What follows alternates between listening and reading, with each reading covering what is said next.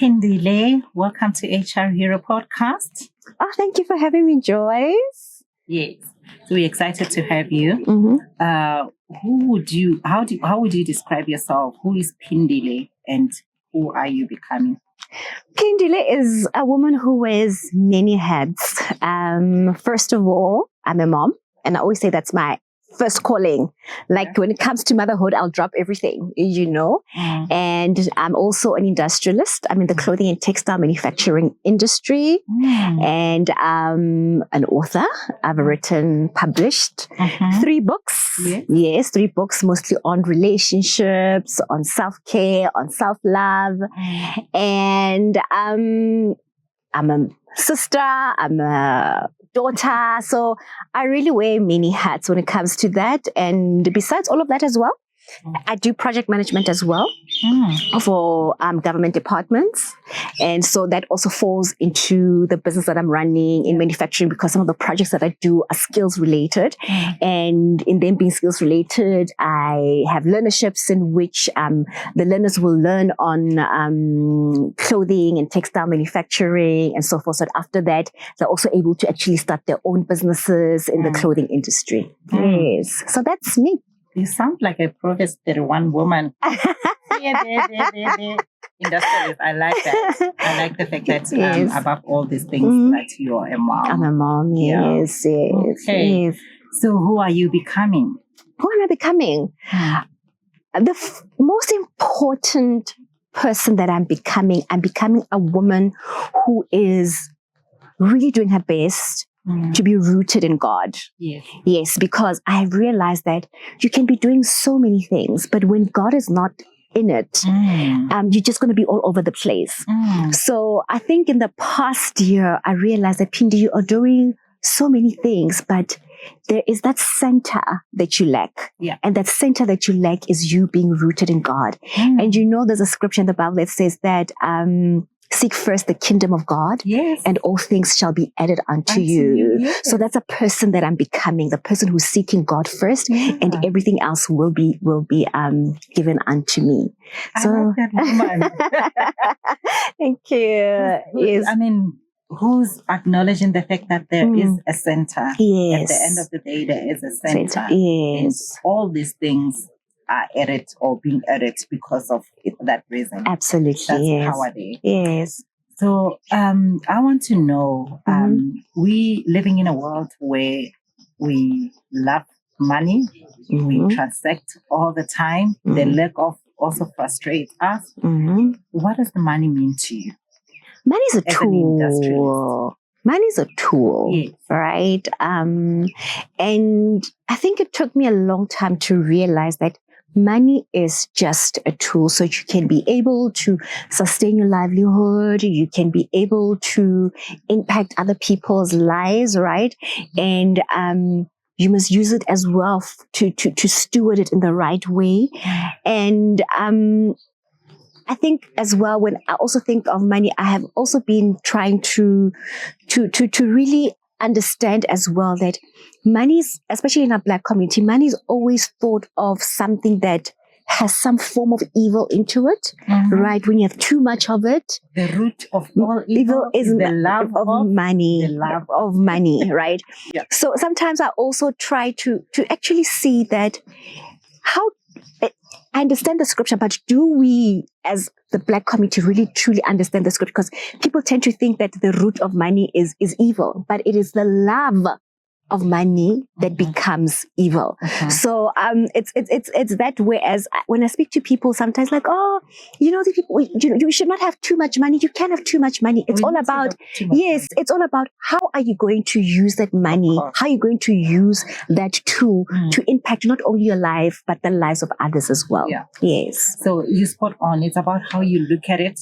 What's your intention with it? Absolutely. But let me tell you, we need to have lots of money. We need to have, and there's nothing wrong with having lots of money. There's nothing wrong with wanting to have lots of money. It's all about how are you going to use that money. Yes, I love that. Yeah.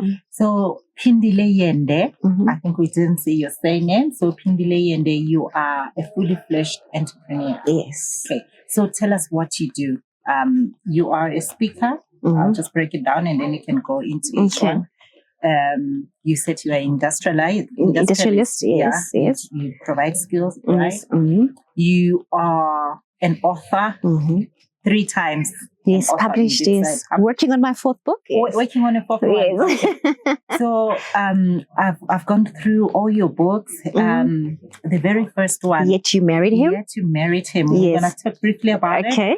And the marriage building. Yes, that's the second one. Yeah. And then we've called it quits. Now the reality is. Yes. Yeah. And what else do you do?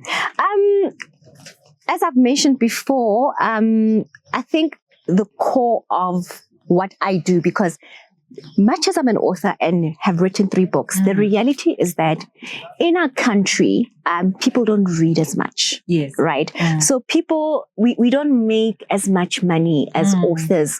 I can't even say that we even make money. You know, when I write, I actually do it because I want to empower other women from my experiences, from the experiences of other women, right? But the core of what I do is business, right? And as I mentioned to you, clothing and textile manufacturing. I have a factory, and at that factory, we've done different things. We do different things like hospital linen. We do school uniform. We do things like blankets. I mean, with our blankets, we've supplied the likes of Pick and Pay, with the likes of Pep and so forth. And in running that business as well, in my project management and skills development, I work with government departments where they'll say, okay, Phindile, we want to empower a certain number of young people in the clothing and textile manufacturing industry. Can you maybe empower 50 young people or 50 women? Maybe they'll say even 50 women. They come into the factory. We give them the skills. We get an accredited academy in which they will do theory and all of that practicals. And then after that, they get a certificate in which, if I'm able to, as a business, I can absorb some of them into the business. Of course. And then if I'm not able to do that, they can actually go and find jobs themselves or create jobs, because remember, that's a skill. Once you've got a machine, you can start your own little job doing clothes for people. I mean, I have young people who are now designers. They do like your wedding gowns. They do like your what do you call, bridesmaids dresses, all those kinds of things. So that's the core of the business that I run, because in me doing those skills development, I'm also project managing these government projects. Oh, yes. So that's where there's a link in there, whereas I have a factory, I'm bringing young people, I'm skills developing them. And in all of that, I am managing the project as well. Oh, wow. So that's how it's interlinked. Yes. So you mentioned you write for the love of it and for also wanting to empower specifically women, right? People, but specifically women. And I do that, Joyce, because, you know, we speak a lot about professions. We speak a lot about business, right? But one thing that we also forget is that as a woman, right, our innate nature, it is to nurture. It is to love. It is to care. And we forget that sometimes when that link is when that part of us, not link, when that part of us is missing, it's very difficult for us to be as productive in our careers and in our businesses. Yes. So I also try to make sure that a woman mentally, emotionally is okay, so that when they go to that boardroom, they are okay to make the leaps and add value that they're supposed to add into whatever it is that they've chosen to do in their careers or businesses. Yes. Yeah, so I'm not going to ask you, why did you decide to write? Because you've already said for the love of it and to empower women. So in your first book, Yet You Married Him, what was going through your mind that time? Sure. When I wrote Yet You Married Him, I was married at that time, right? And I was going through the worst. And I was depressed. I was dealing with a husband who was cheating, a husband who was hardly home. I was a single mother in a marriage, you know. So as I'm talking about these things also affected my my life, right? In my, at that time I was still working I was in corporate. I was working for a pharmaceutical company, right? And it affected that and my productivity, my performance. I couldn't add much value. I wasn't growing as well as a person because all of those things that were happening in my life. So when I wrote Yet You Married Him, I was writing it at first when I was writing it, I wanted to write it based on what it is that I was going through in my marriage at that time. But I then told myself that I'm not going to be objective. Yeah. Right? Because you're goish. Because you're goish at that time. So, and then I thought to myself that, you know what? Let me rather write about different types of men that we as women come across, right? And that's where you were referring to different characters. Yes. So there's 22 characters of men in the book that I've written about, right?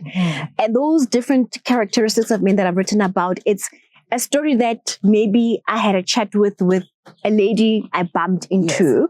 I mean, I also say that there's a story in there whereas I skipped a stop street. Yes. I skipped a stop street and there were traffic cops. And then the traffic cop that stopped me was a woman, right? And then she's like, "Hey, OC, why are you skipping robots now?" I'm like, "Yo, Sissy, I'm not thinking straight. I'm going through so much." And I started just telling her my story there where she's busy writing her my traffic ticket. And then she's like, "Yo, nah. This is what I'm going through." And then she kept telling me her story. So her story is actually in the book as well, you know, so it comes from the different conversations that I've had with women.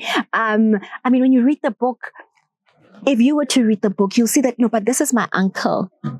This is my next door neighbor when I was growing up. The husband was like this, like this, like this. You can even say, "Oh my gosh, this is actually my dad." And you'll be like, "Oh my gosh, I've dated a man like this." So those identify.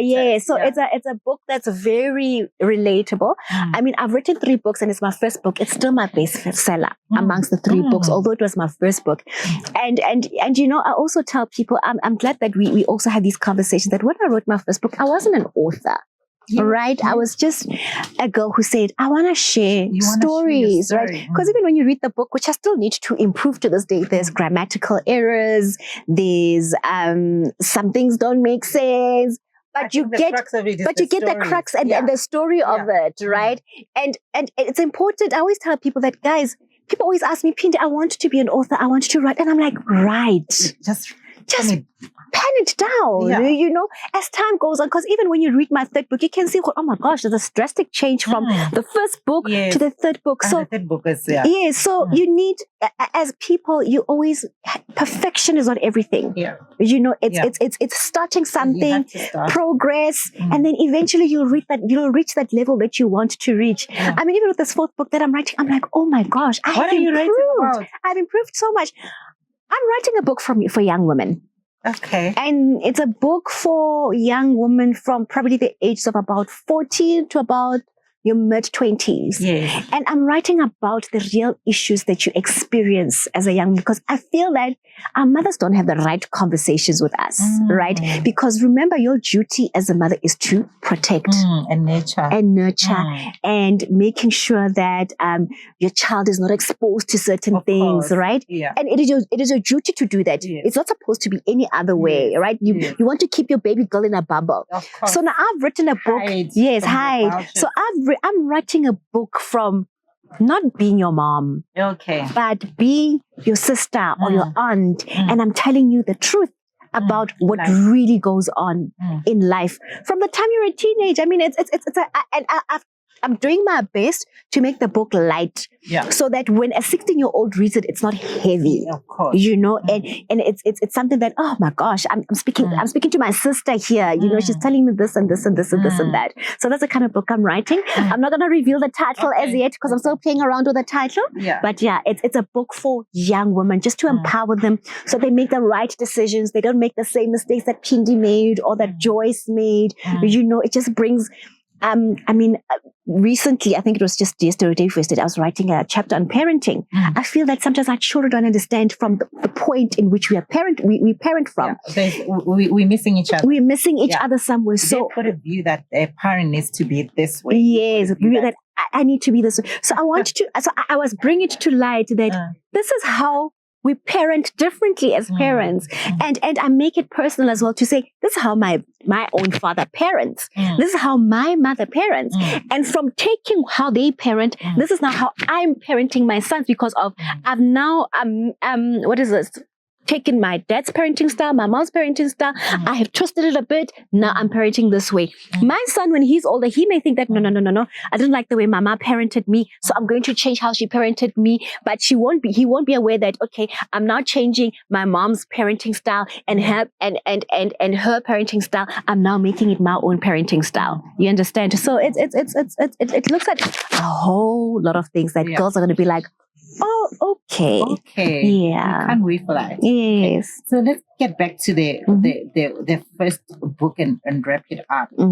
So what did you want to achieve out of it? You had to marry him. What did you want to achieve out of it? Did you want to send a message to women to say, don't marry this character? No, it's not even to say don't marry these characters. I mean, it's this is what you're bound to experience when you date this kind of man, right? So and remember, this is from my own opinion. This is from the research I've done. It's not necessarily going to be your story, right? Remember, when we write our stories, it's not necessarily going to be your story, but you can learn from my story and the research that I've done to say, okay, let me take this, or I'm not going to take this, right? So I was just trying to say that this is from the experiences of other women. This is what you are bound to encounter, right? And it's also not a man bashing book. Because when people see the title, Yet You Married, and they're like, oh, feminist bashing men. It's not a man bashing book. It's a book that says, don't ignore the red flags, right? Or to say that you're on the right path, right? And it also makes a woman think that I am choosing this battle and I can manage with this battle. Another woman is going to be like, yo, I guess I'm not going to be able to. If this is where it's going to lead, I'm not going to do this. Okay. So as a woman, you own your decision. You own your decision. You own your exactly. How to deal with it. What to do with that information. All right. So then you're saying marriage based on lies. Yes. This is your true story. That's my story. Now I was ready. Ready. Yes. But it took me a long time to be ready. Because after I wrote the book, I think I sat with it for a couple of months and I was like, dirty laundry, I'm putting it out there, But then I realized, how are you gonna feel about it? It wasn't, because it's not a book that's it's not about him. It's about you. It's about my story. It's just that he is in my story. You understand? Because you may think that, she wrote this book to bash the ex-husband. No. Because in my book, I say, I speak about my own mistakes. Yes. I say, these are my mistakes. This is what I did. When I saw that there was another woman in his life before I came into his life, I somehow believed that it's going to work for me, right? And he may not have told me the truth, but I saw the signs that, man, I'm being lied to here, but I shoved it under the carpet to suit me. So those were my mistakes. That's what you wanted. Yes, right? And as time went on, when things got revealed, I preferred the lies. Because in me hearing the lies, it allows me to keep my marriage. I hear you. Right? And so those are the things that even when I was writing the book, I said, there's no point in me writing a book in which I'm going to say, my ex-husband did this. What did I do wrong? Because in that way, I'm then going to make me as Phindile Yende that when I move on with the next gentleman, I have accepted the truths about my mistakes when I got into a relationship, when I got into a marriage, so that I don't repeat them. But if now I'm just going to focus on the other person, I don't focus on myself, I'm not going to grow and I'm not going to be better for the next man that I'm going to be with. So the book is about me. Yes. What I experienced is just that he is in that story. He is in that story. And I have to speak about him because my story is about it's interlinked. Yes. And I had to really just lay myself naked out there, share it, because another thing that we don't realize, and you see it after you've written the book, is that you're not the only one who's experienced this. You are not the only person who's experienced this. As a woman, yes. I think there's multiple women that are going through millions that, of women that have gone through it, or that are still going to go through it. And you're then opening up a conversation. Yes. Because can I tell you that after that, I had a woman who said, Phindi, this happened to me. And I've had women who told me stories where I was like, oh my gosh, my story is so much better compared to this woman's story. So, and it brings healing. It brings healing.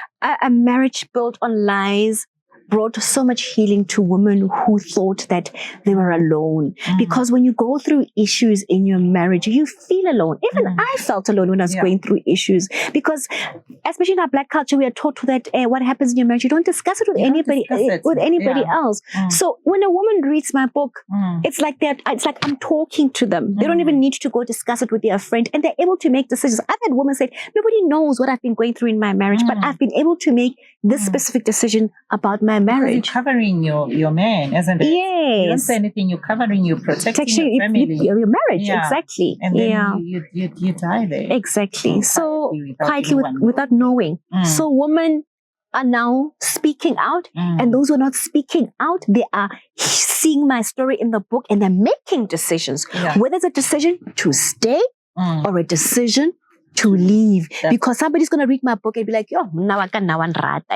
I've been complaining about the wrong things. Another one is going to be like, this is me. I'm going to leave and I'm going to be okay the same way Phindi turned out okay. Yeah. Yes. And there's women that can decide that I know he's lying to me. I know he's cheating.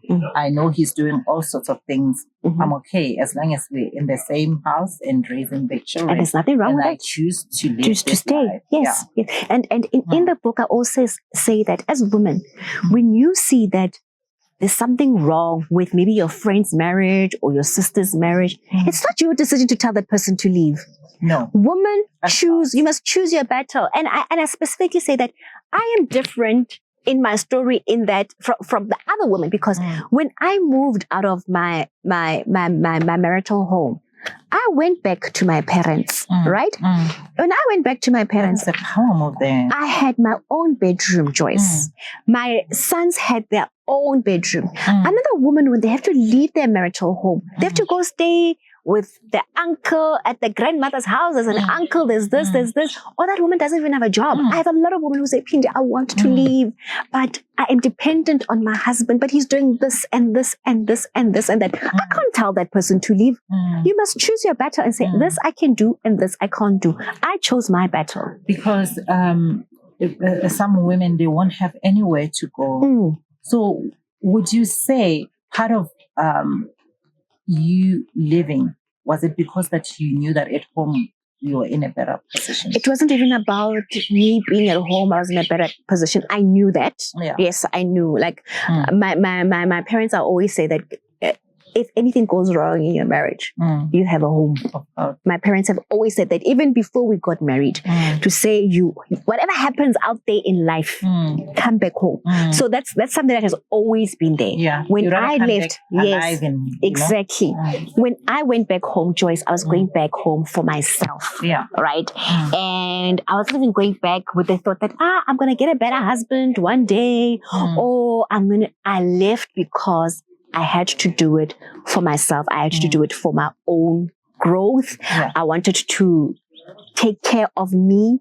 I wanted to be a better mother, because much as I was present in the house with my kids, I was absent emotionally and mentally. I was just lucky that I had a very good nanny who stepped in when I couldn't step in as a mother. So I had to actually go home, work on myself, pick up the pieces so that I can be a good person to Phindi and a good mother to my boys. Yes. Yeah. Yeah. You were healing your inner child and yourself, and so that you can be a better person to your children. A better person to me and a better parent to my kids. Absolutely. That's powerful. Yes. So now we've called it quits. Yo, we called it quits. I felt that it was a book that was necessary for me to write, because we tend to think after leaving our marriages, life is going to be a certain way, right? And I don't want, as I told you, that I don't even see myself more of an author. I'm a I'm a person who shares my storyteller. Yes, right. So when I wrote We've Called It Quits, it was a book to say to women that, listen, it gets better. Yeah.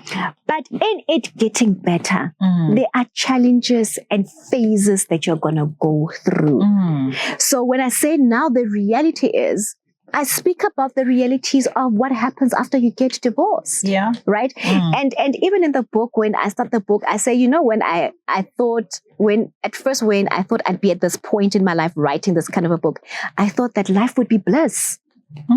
But when I was writing the book, life wasn't bliss. And I wanted to write it at that point to say, much as life is not bliss, life is okay. Yeah. I have moved on. I am all right. I am a better person. But it's not like I'm a billionaire somewhere sipping cocktails at the Seychelles, or I'm like, leaving my husband was the best. Yes, it was a good decision to make, but it came with its challenges. Because now you're a single parent. And I'm a single parent. Now you're what they call you, a baby mama. I'm a baby mama. Right? Yes. I'm a divorcee. What do they call us? Returns. They call divorcees return soldiers. That's yes. Wrong. And I have an ex-husband who's not doing much for the children. Nothing at this current moment as I'm speaking to you right now. So I am carrying all of that alone. You understand? And it is the reality of what happens to probably most women after divorce, because we tend to think, after I've left, maintenance, I'm going to do this with my life. I'm going to do this with my life. And it's going to be all rosy and blissful. There are moments. And yes, it's you go through different phases. I speak also about the phases that you go through, the anger, the grief, and the importance of taking care of yourself. I speak about what it's like to be actually in court, be getting a divorce, right? The process there of getting a divorce, and how sometimes we think that I'm going to pack my bags today, and tomorrow when I'm moving out, she's going to be paying maintenance. There's a whole process.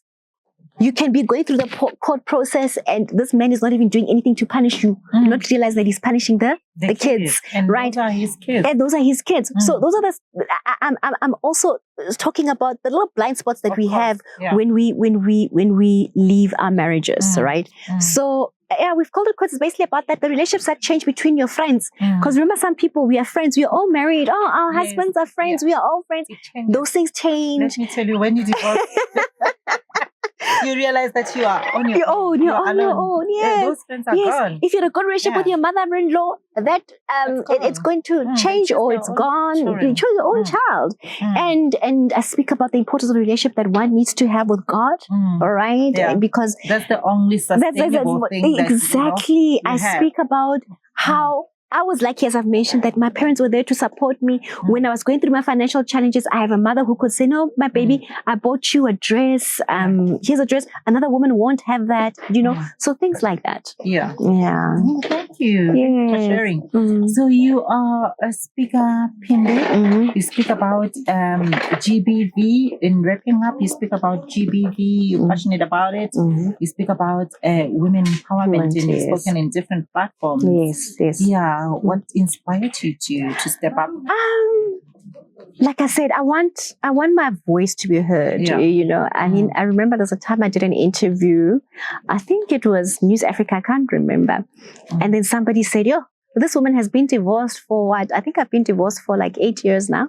This woman, it was last year. This woman has been divorced for 7 years, but she's still talking about a marriage from 7 years ago. When is she going to move on? And people don't realize that when I speak about my past marriage, I'm speaking to the person who's going through what I went through 7 years ago now.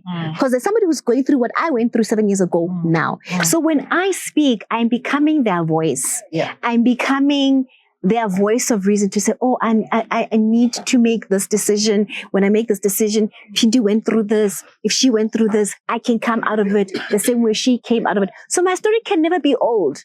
Because somebody's going through it today. So that's why I speak on these things about GBV. I speak on issues about marriage. I speak about things regarding the challenges of life and the ups of life, because I always tell people that much as we go through challenges, guys, there's so many ups well that we go through. I mean, Joyce, I've traveled far more than I did when I was married after my divorce. I've traveled far more.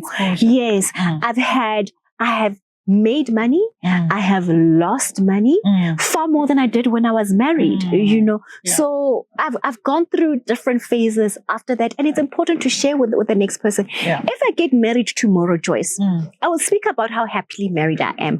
But I will not forget the woman who went through what I went through 10 years ago. You understand? I still need to speak about that, to say, listen, I went through that 10 years ago, but this is where I am now. There's no way that I can delete that story. It happened and somebody's going to go through it and I need to continue to speak about it.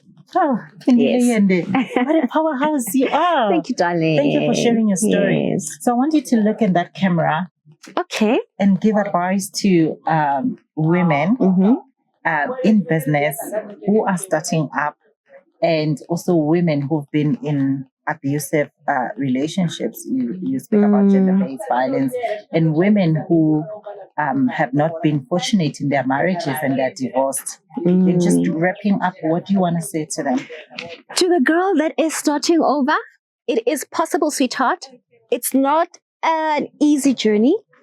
You need to always ask yourself, why? When it comes to business, you always need to ask yourself that, why am I doing this?